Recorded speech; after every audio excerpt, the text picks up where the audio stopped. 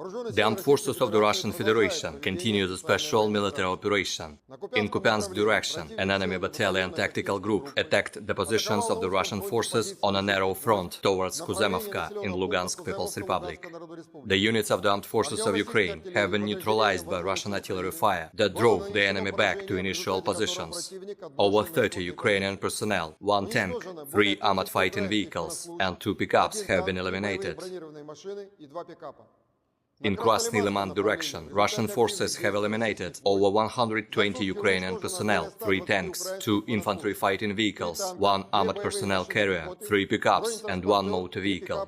In total, 326 airplanes and 162 helicopters, 2,339 unmanned aerial vehicles, 383 air defense missile systems, 6,046 tanks and other armored fighting vehicles, 874 fighting vehicles equipped with MRLS, 3,525 field artillery cannons and motors, as well as 6,758 units of special military equipment have been destroyed during the special military operation.